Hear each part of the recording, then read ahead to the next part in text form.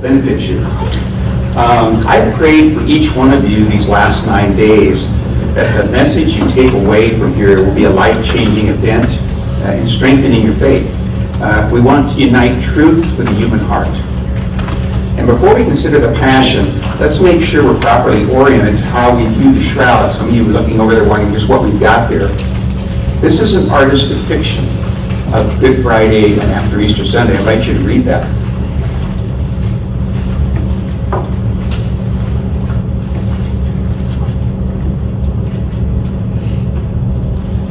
All right, so there's Christ being laid in his burial shroud after his death on Good Friday. And then this image is there, what we're looking at, the replica over there, right?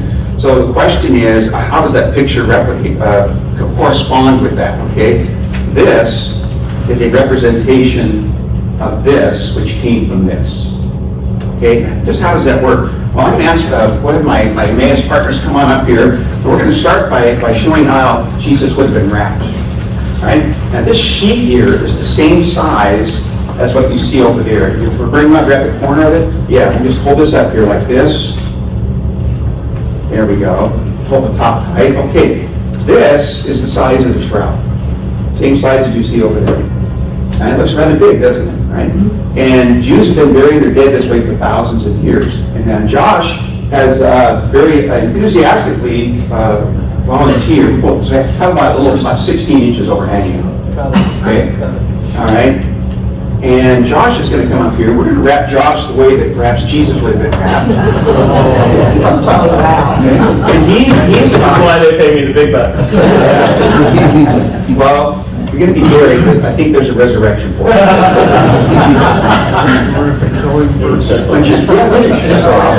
Have your heels. This heels will probably be right about this. This is 6-foot table, so that instead of 8, but your head's going to be up here. Yeah. So midsection right about there, and then we can adjust from there. Okay. All right. That's pretty good. Okay, that's pretty good. And what we're going to do is, as you see in this picture up there, it was folded over the head so that both open ends are down at the feet. That makes sense? Okay, so let's do that. And we're going to be, Poor guy. it might seem to you, like when we do this, Ern's going to be over there. After we get him wrapped, we'll back out of the way so you can all see you, okay? So there he is wrapped like that. Now, okay, how are you going to keep this on the body, right? And that's where this comes in. They would take a long band like this, and this is going to be used to wrap that body. Now, where does that come from on the shroud? If you look over there, 3 inches down from the top, you see that line that goes across? It's pretty clear right there, in front of the window. Okay? That long strip that's on the actual shroud was removed from the original shroud and used to wrap the body. After the resurrection, perhaps on Easter Sunday itself, someone went back to the tomb and collected the cloths, and it was sewn back on. So that seam you see across there corresponds to this wrap outside strip being put back on the shroud. And there's some things that go with that. Ask me in Q&A later who might have done that. So we're going to keep moving here. Okay, let's use that end here. What we're going to do is we would fold this in around the head like so. Right. And then it would be tied off the chin. Tighter. Pull back away so you can see this in it. And then we're going to go under the torso. Here's where you might come over and kind of help the, so the table doesn't tip over me. Keep the table stable. And then, okay, I got it underneath there, burn. So it's wrapped up against his chin, as you see there. Okay? And then we're going to go across the torso once. And we come under the legs again. And we're going to fold this up around his feet. This actually comes up from below here.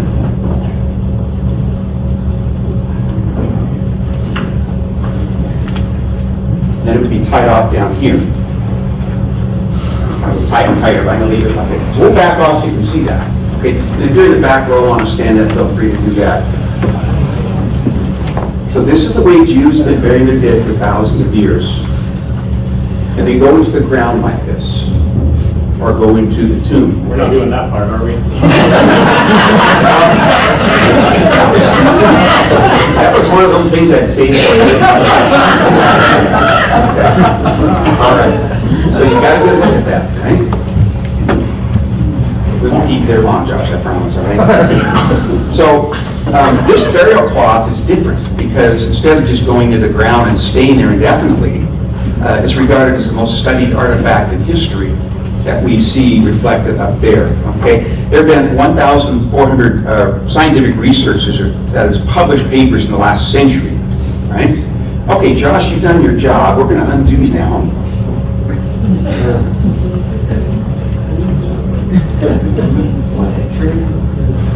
Boy, you did great, okay. Okay, we're going to move up here. Wow. All right. You can phone out with this.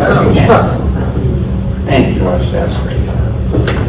Easter's coming, everyone. Yeah. You'll hold this thing. Just round this up again.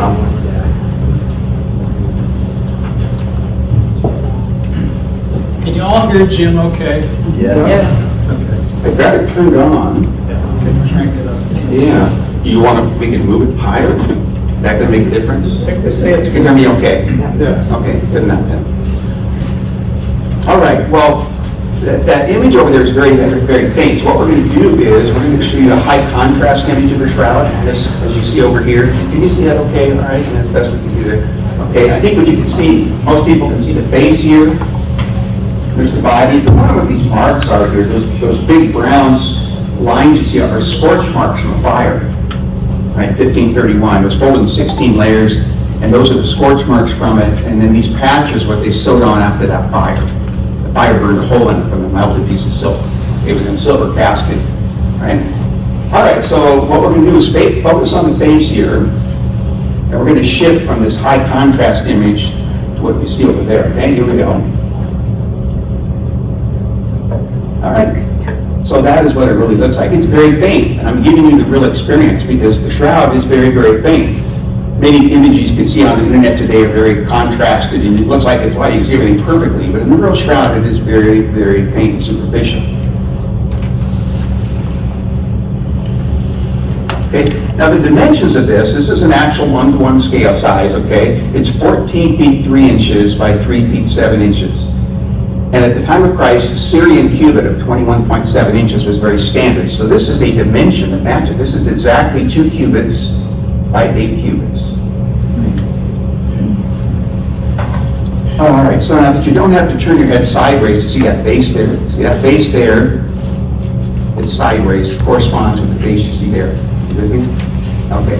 What we're going to do is we're going to turn it 90 degrees. We're going to look at the left half first. All right, here we go. So now we've just got the left side of the shroud. Does that make sense? We got from here at the top to here's the feet. I think everybody can see the base. You can see the arms. You can see the arms crossed there, right? See the exit wound where the nail came out of the wrist there. These are water stains. You see the scorch marks. And forensic science tells us that the man in the shroud was about 5 feet 10 inches tall. Now let's look at the dorsal side from here to here. This is where he would have been laying down looking up at you. There's the back of his head, right? Can everybody see the back of his head there from the cap of thorns? There's the blood stains of the cap of thorns. There's the scourge marks across his back. Scourge marks across his leg. Blood coming off that foot there. Some off-image blood that drained off on the cloth and blood coming off that foot there. Now, we'll be able to see some more detail on this coming up. We're going to go to a photographic negative of this, and it's much more clarified that way, okay? Now, all 4 Gospels speak of the Passion, and what did John say about the Passion? I invite you to read that.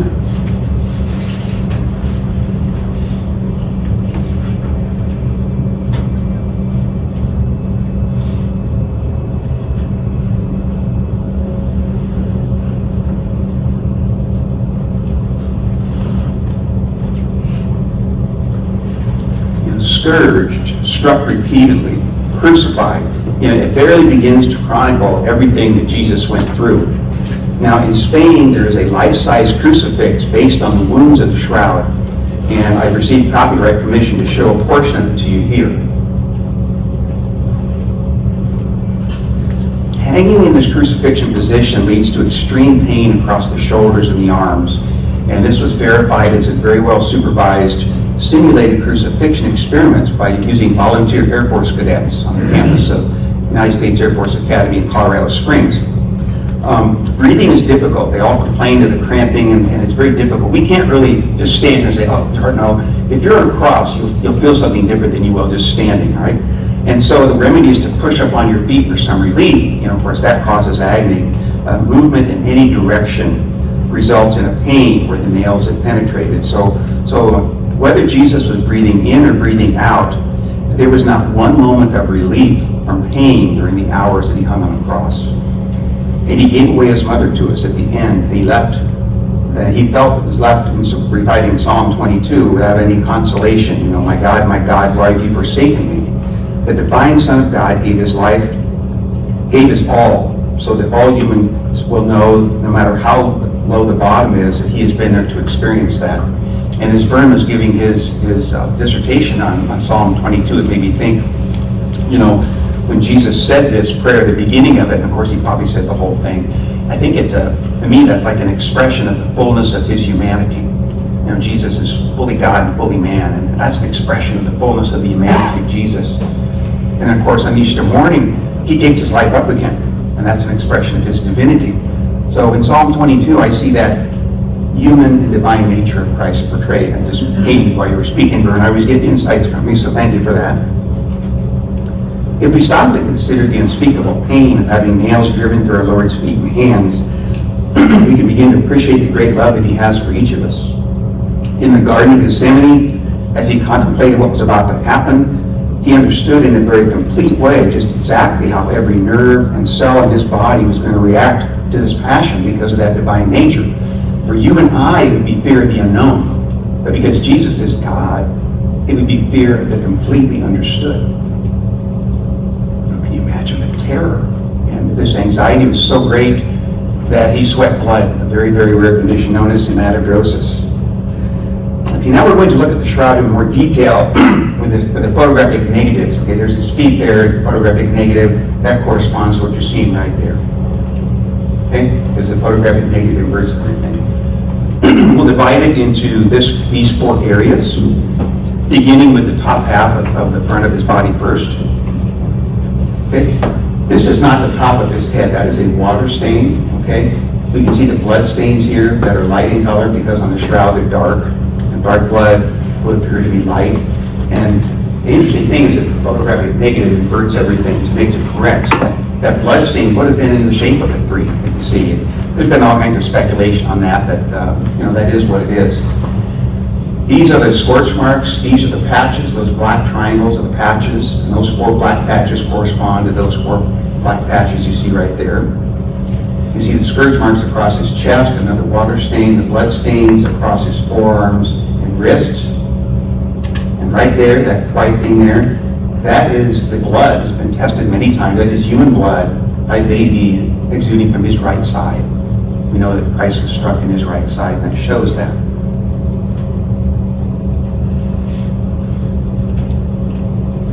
Now the scourge marks continue. There's his hands, so there's his waist up there. You see his hands. There's the scourge marks going down his thighs, another water stain. Scourge marks down across his lower leg, and blood on the top of his foot. The reason the lower foot isn't so clear is because when I wrap Josh, you see we wrapped it up around his feet. All right, that's why it's a little less clarified there. Now, regarding the cap of thorns, before we go to the back side, it appears to have been not just a nice, perfect, symmetrical circle, but because of the bloodstains that we see across the cap there, it was more like a cap, right? But it did have a ring to it. Here's what we believe that is. This is one of the ones that's found in a museum in Jerusalem. You would take maybe 3 or 4 bulrushes, twist them together into a circle, and tie them to make the ring. And then, using thorns, we found pollen grains from 2 different types of thorn plants, Gundelia terniforti and the Christ thorn plant. Then those were arched over that, and then this was forged over his head and pounded on. So we believe this is what that looks like. All the thorns have been given away over these centuries. All that's left, we believe, is the ring that was secured back in the 13th century. Louis IX, St. Louis, King of France. And that ring is still preserved in the Cathedral of Notre Dame. That's one of the things they saved from that fire a few years ago. So when you see that ring, that's part of what we believe the cap of thorns was. Now here's the backside of his body with those blood stains I was telling you about. Look at the hair, it goes all the way down to here, right? And that would be typical for a first century Judean Jew not to cut his hair. Even many Orthodox Jews today do not cut their hair. It went down to about the scapulas here. So we see this long hair, right? And we see that the different nature of the blood wounds across the shoulder. Here's the scourge marks. You see those scourge marks? They're pretty clear.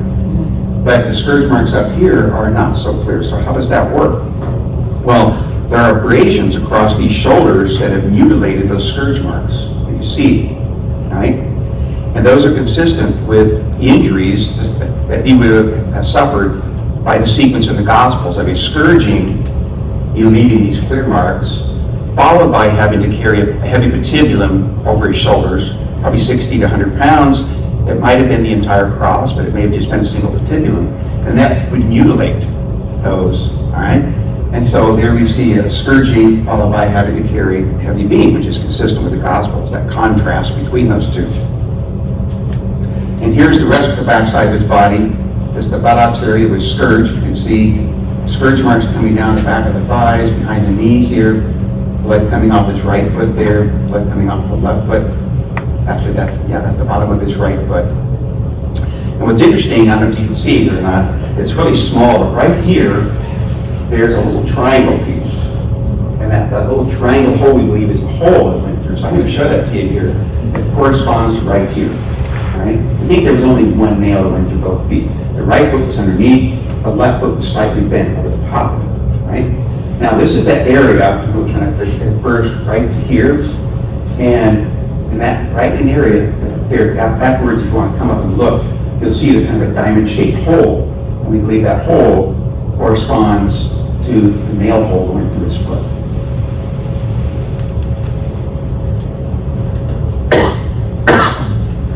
Now the wounds on the body indicated there was a scourging that was done with a flagrum. We believe like this one here because the wounds appear to be in pairs, little round pairs, all right?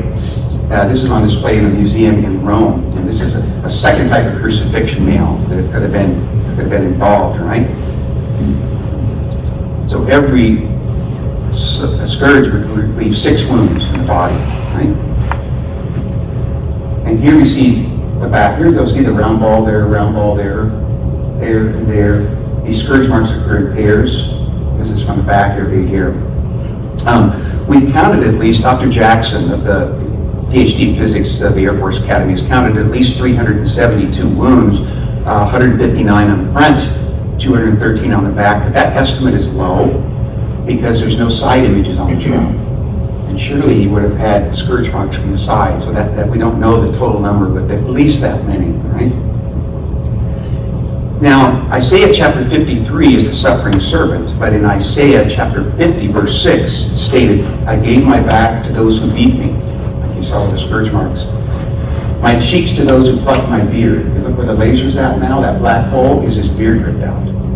See, there's his mustache, there's the beard, there's missing beard. And that line you see across there was from the tight cloth we had over Josh's chin. The areas closest to the body were more reflected in the image, okay? So that was left over from the chin line. But that hole there reflects his beard plucked out. And if you compare these two cheeks, you'll see they're different. My face I did not shield from buffets. We know that Christ was struck in the face at his trial. And so those scourge marks across the body, his missing beard pulled out, and his swollen cheek, you see that one? It's puffed out. That's why it's lighter in color. Those parts of the body that are closest to the linen are lighter in color. This is a swollen cheek. This one's a couple of millimeters away from that linen. So the forensic pathologist of Los Angeles County confirms that right cheek shows significant swelling from being struck in the face. So the shroud is really a physical manifestation of how that prophecy in Isaiah was fulfilled.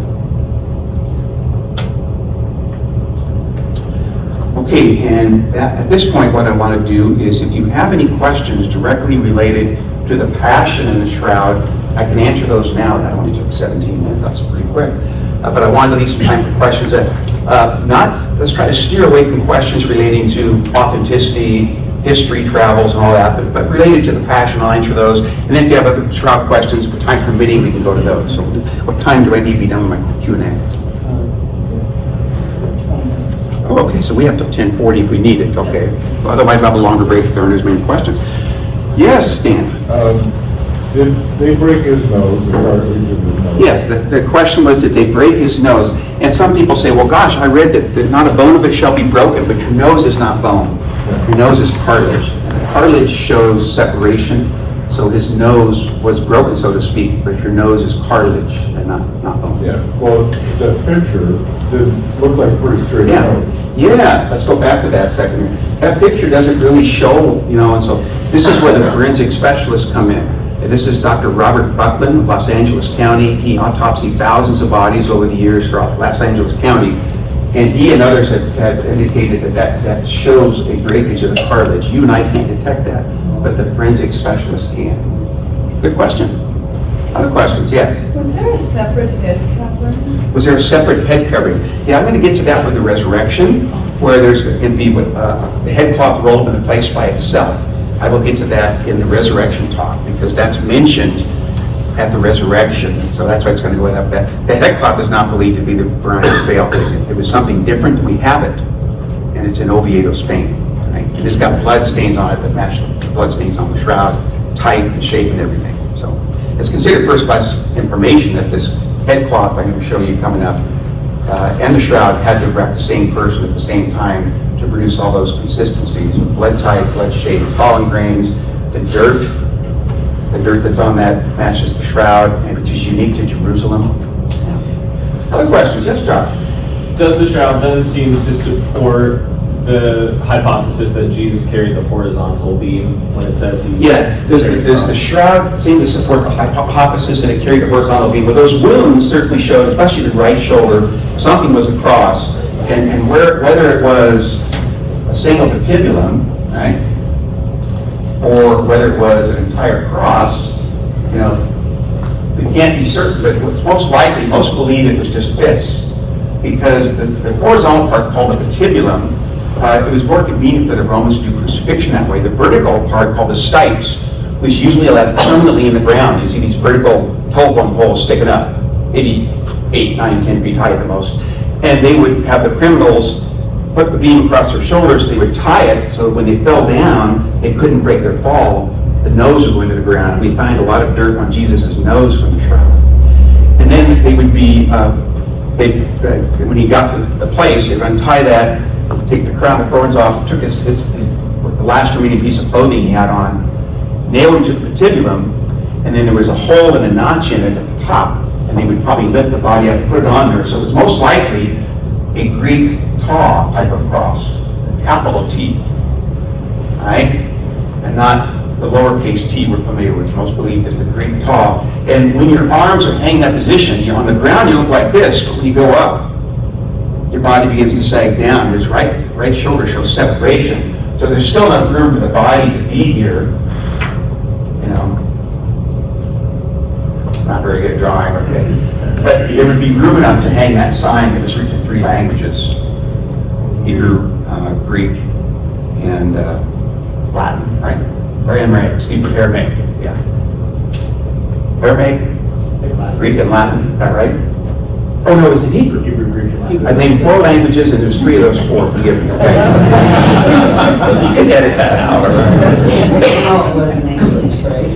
Okay, Father knows what the 3 are. If you want to tell us, Father. Hebrew, Greek, and Latin, I'm thinking. Hebrew, Greek, and Latin. I think those are the 3. Okay, good. I fixed it. Next.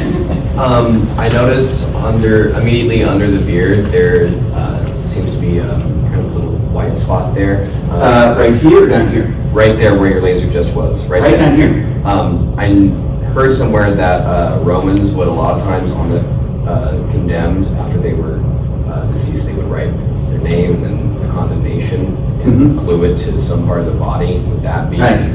He's referring to what was the nature of this. Now, was this from another wrapping put around the neck twice that made that line, or was it from a sign they put on him? That's considered second and third class scientific information. Some people believe that it was saying Jesus of Nazarene and things down the side. Other scientists don't see that. Less than half of them do. It's been published that way. So that's one of those open questions that's not confirmed. We've confirmed it was type AB blood, all right?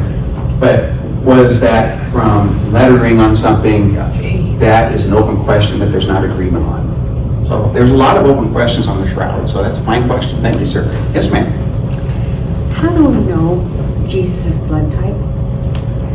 Pardon me again? How do we know Jesus' blood type?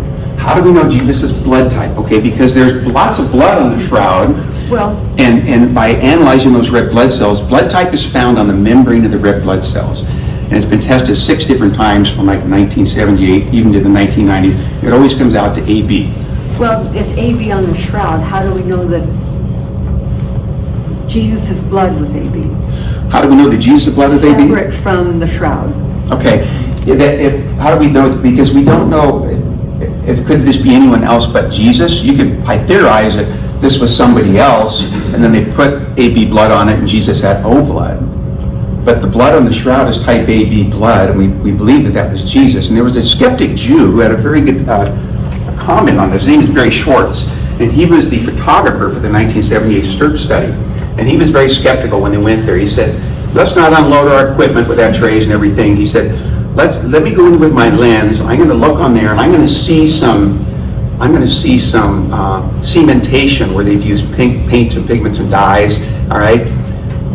There was none, and in part of my talk on the resurrection, I will talk about the superficiality of the image itself. And after they had studied the shroud for 120 consecutive hours, they asked Barry, so what do you think now? He says, well, we don't know how the image was formed. There were many people that were crucified and scourged, but to have a lance in the side and a cap of thorns seems to fit only one person in history. So that's how I answer your question. One more corroborating. Okay, got it. Okay, gotcha. Yes. Just corroborating that too, I think, if I'm not mistaken, the forensic exploration of Eucharistic miracles, where flesh and blood are accessible, has yielded up the same result. So the blood type found in the Eucharistic miracles is AB as well. So there would be at least a corresponding corroborating. Yeah, good. Those two have matched. And I need to also state that among the general population of the United States, AB is the more rare type. About 4% of people. In the Middle Eastern part, it was a higher percentage, but we don't know exactly. Was it 15% or 50%? We don't know back then because blood types were not discovered until 1900 by Carl Landsteiner. And so, as best we can tell, that's type AB blood for the man who was in the shroud, and this blood exuded from that, right? From that body. Okay. Thank you. All right, well, I tell you what, one more question here, and then we're going to take another break, right? What, Vern?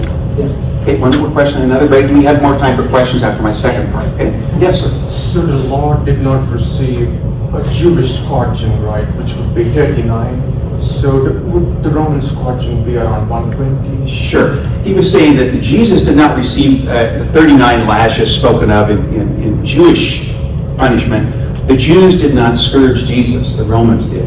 And so they were merciless, they were probably drunk, and they just went, for all we know, we've seen almost 400 wounds on the body. So 39 that number was moot. It was, that number had nothing to do with the scourging Jesus had to suffer. Yeah. Okay, I'll tell you what we're going to do. We're going to take a break now for how many minutes? It's 10:30. 7 minutes. 7 minutes, and then Chad's going to take over with New Testament and resurrection, and I'll follow him up with some more things on the shroud. Okay? Thank you.